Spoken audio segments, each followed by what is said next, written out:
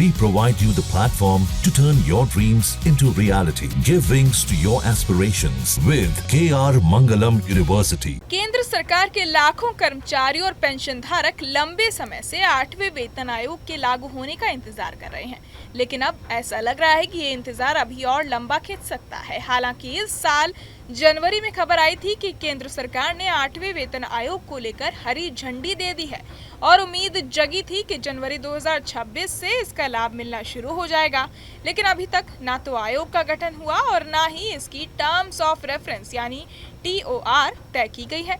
Experts का मानना है कि जिस तरह से तैयारियों में सुस्ती है, उसे देखते हुए तय समय पर वेतन आयोग लागू होना मुश्किल लग रहा है। 7वां वेतन आयोग फरवरी 2014 में बना था और उसे जनवरी 2016 में लागू किया गया था, यानी सरकार ने रिपोर्ट तैयार करने, मंजूरी दिलाने और लागू करने में करीब 2 साल लगाए थे। अगर उसी आधार पर देखें तो अब तक 8वें वेतन आयोग का गठन भी ना होना इस बात का इशारा है कि ये प्रक्रिया 2026 के अंत या 2027 की शुरुआत तक खिंच सकती है। अब बात करते हैं फिटमेंट फैक्टर की, तो वेतन निर्धारण में बहुत अहम रोल निभाता है। 7वें वेतन आयोग में ये फैक्टर 2.57 था, जिससे न्यूनतम वेतन 7,000 से बढ़ाकर 18,000 कर दिया गया था। इस बार कयास लगाए जा रहे हैं कि फिटमेंट फैक्टर 1.92 से 2.86 के बीच हो सकता है और अगर ये 2.86 तक जाता है तो न्यूनतम वेतन 51,000 तक पहुंच सकता है। लेकिन एक्सपर्ट्स मानते हैं कि सरकार पर पड़े बोझ को देखते हुए ये फैक्टर 2.6 से 2.7 के बीच ही रह सकता है, जो ज्यादा व्यवहारिक है।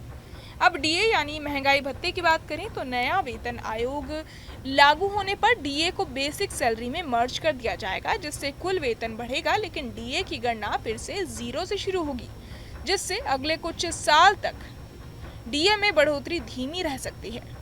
जनवरी 2025 में DA की दर करीब 55% होने की संभावना है और जुलाई 2025 में इसमें और इजाफा हो सकता है। यही प्रक्रिया पेंशन धारकों पर भी लागू होगी, जहां DA की जगह DR यानी महंगाई राहत को मूल पेंशन में जोड़ दिया जाएगा। इससे पेंशन में बढ़ोतरी तो जरूर होगी, लेकिन इसके बाद DR की नई गणना भी 0 से शुरू होगी।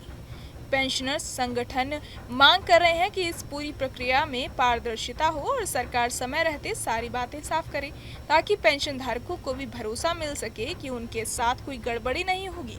कुल मिलाकर फिलहाल 8वें वेतन आयोग की राह थोड़ी लंबी लग रही है और कर्मचारियों को अभी इंतजार करना पड़ सकता है। बहरहाल इस पूरी खबर को सुनकर आप क्या कुछ सोचते हैं, हमें कमेंट बॉक्स में जरूर बताएं और बाकी तमाम खबरों के लिए सब्सक्राइब करें न्यूज नेशन।